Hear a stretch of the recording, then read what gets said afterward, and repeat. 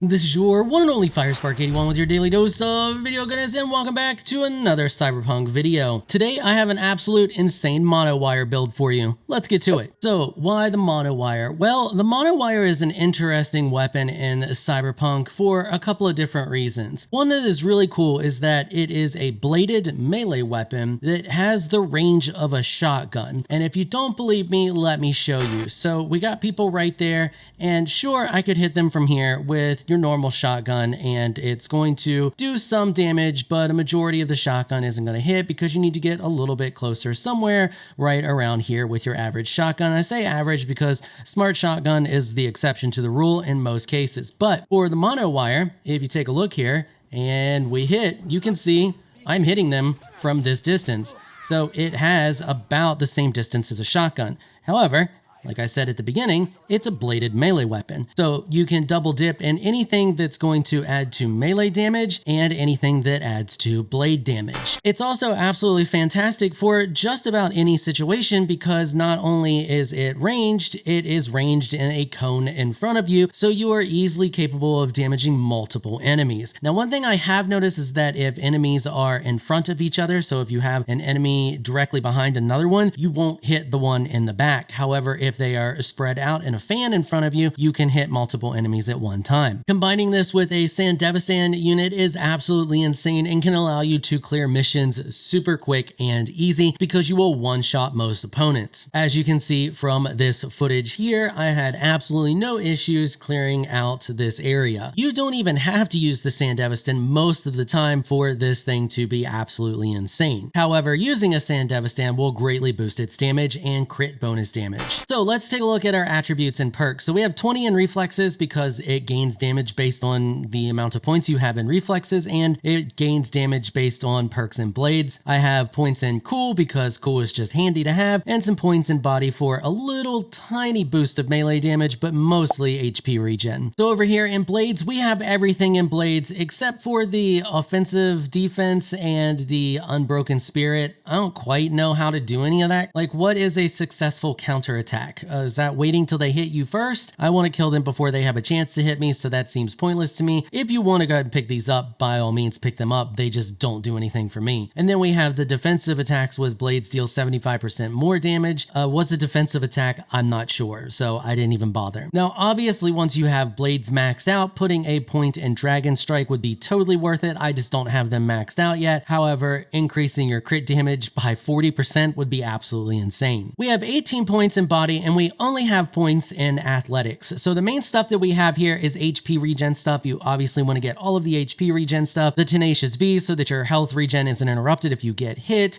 Steel Shell is, you can get it. Mitigation's honestly better than armor, and you're not going to be getting hit a lot because you're going to be killing most people before they have a chance to hit you, so this one's optional. But you definitely also want to get the True Grit, so you get the 30% increase stamina, and then you want to get Like a Butterfly and Marathon Runner. So this makes it so that dodging does not drain stamina. We have another perk where we dodge and we gain stamina. So this allows you to just easily and quickly regen stamina by double tapping any of the directional buttons. And then you always want to be sprinting, so we don't want to worry about draining stamina while we're sprinting because we're always going to be sprinting. If you have the perks, you can also get the increased max health is also handy, as well as Pack Mule could also be handy as well. So we have also maxed out cool, and that's for a few reasons. We have a few points in ninjutsu, not many. We have the deal 15% more damage to human enemies. We have the upon entering combat, our crit chance is increased by 20% for 7 seconds. This is just super handy because we hit really hard when we crit. And then we also have cheat death. So this states that when your health drops below 50%, you will reduce all incoming damage by 50% for 10 seconds. Cannot occur more than once per minute. This makes you really hard to kill. On top of that, we also have blood swell. This makes you almost impossible to kill. It says upon receiving lethal damage, while cold blood is active, prevents death, consumes all stacks of cold blood, restoring 10% of health per stack, and grants damage immunity for 5 seconds. Player cannot gain cold blood while perk is active. Cooldown is only 15 seconds. Cheat death and blood swell, along with the second heart that we have over in our Cyberware, make us almost immortal. On top of that, we have your standard cold blood stuff. So the coldest blood, predator, because you want to increase your attack speed because we're melee, cold blood, obviously, Cooligant, you know, your average stuff over here everything that's going to help this build and help our survivability. And that's pretty much it for the perks. They're pretty basic, and as you can see, I have 11 left that I'm just like, they're not really necessary. Over in our Cyberware, we have a lot of legendary stuff going on. So we have legendary heal on kill. We have the legendary bioconductors, reducing the cooldowns of all Cyberware by 30%. We have the increased stamina regen by 25% on the legendary synth lungs. We have the legendary second heart, which instantly restores 100% of our max health when our health falls to 0. So it basically gives us a second life. Has a cooldown of 2 minutes, but that's reduced by the bioconductors. We have pain editor, reducing all incoming damage by 10%. The cataresist, which increases our resistances by 35%. We have the nano relays, increasing our Sandevistan by 2 seconds. And we have the neofiber, which increases our mitigation chance by 5% and our mitigation strength by 10%. The subdermal armor, obviously this is just always a good one to get. It gives you a free 300 armor. Then we have the optical camo, because this is just fun to play with when you run into a building and you're optical camoed and you just start destroying everything and they can't figure out what's going on. So we have the legendary version of that, which gives us 15 seconds with only a 45-second cooldown, but that 45 seconds is reduced by 30% because of the bioconductors. And then we have the heat converter, just in case we get lit on fire. That will also increase our damage by 10%. We are running the multi-tech Falcon Sandevistan MK5. So I'm using the super long Sandevistan set here. You could also use the infinite Sandevistan, but I like this one because this one gives us much more damage. This one increases our crit chance by 20% and our crit damage by 20% and increases the damage that we deal by 15% when the Sandevistan is active. If you take a look at the Sandevistan unit that is used for the infinite Sandevistan setup, you can see that it increases your damage by 15% when it's active, but you only get the increased crit chance. You do not get the increased crit bonus damage. Also, because we move so fast and we kill things so quickly, this 21.9 seconds of Sandevistan time is most of the time enough to clear out an entire building or an entire area before you run out of Sandevistan. And if you do run out, you can always optical camo afterwards for additional protection. In order to get the Sandevistan to that 21.9 seconds of Sandevistan time, we have the legendary Sandevistan overclocked processors in here, giving us 1.3 seconds of Sandevistan time per each one of these. Then we have the micro vibration generator, which increases our melee damage by 10%. We have the micro motors, which increases our attack speed by 25%. We have the smart link. This doesn't really matter because we don't use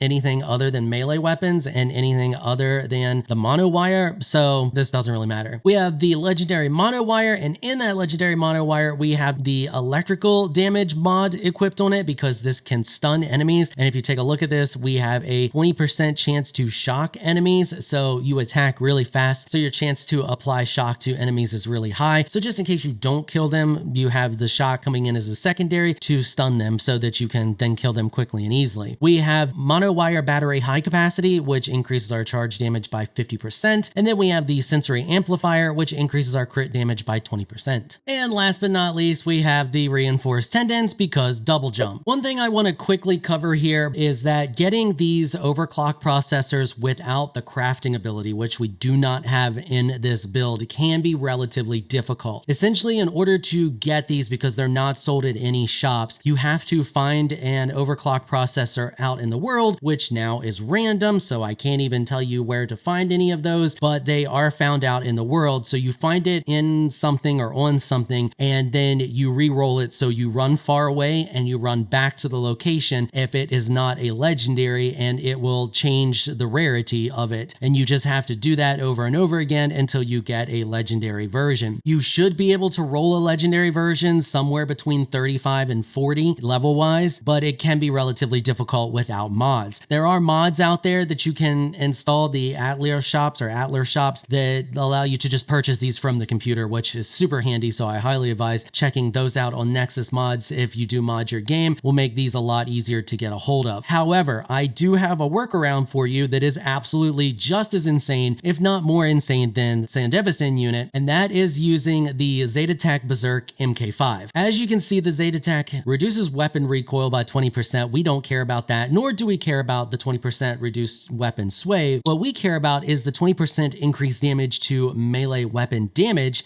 and the increased armor, increased resistances, and then it has a durability duration of 30 seconds with a 30-second cooldown. However, because of this, it only has a 20-second cooldown for us. Then what we do is we just mod that bad boy with 3 legendary beast mode mods, which you can buy, and he does carry them, and they're really easy to reroll, and I'll show you where to get those in a second. Those further increase our armor and our resistances and our health regen by 15%, and then each one of these increases our attack damage by 100% while it's active. This alone gives us 300% increased attack damage on top of all of the other attack damage we have. So let's take a look at what that looks like. If we run over here to these people here and we just do a heavy attack, you can see we're doing 5,000. We did 12 there, 7,000 crit, 4,000 damage, and then we crit for another 7,000. Now let's go over here to these people and let's activate our beast mode and hit, we didn't get any damage on that one, 14,000, 29,000 for a crit. So yeah, it drastically increases your attack damage, and you have it for 30 seconds. You can just 36,000 there, 18, 14. So yeah, it changes your white damage drastically, and you crit for even higher because you have a higher base damage. One thing that I notice is that it doesn't show up over here under your character stats. The change in damage doesn't affect your damage per second or your base damage, but you could clearly see that it does work. It does increase the damage. However, you will see a change in your armor over here and your resistances as well. So Berserk is off cooldown. If we go over here to our stats, you take a look, you can see our base damage is 684, electrical damage is 479. You can see our armor and our stats right here, 1,482 and 55. If we activate Berserk and we come back over here to our character stats, you can see our electrical damage and our base damage stayed the same. However, you can see that our armor increased and our resistances are now maxed. So I think this is just a bug because you could clearly see an increase in damage with our attacks while we have this active, and we just blew up a bunch of bikes. That was fun times.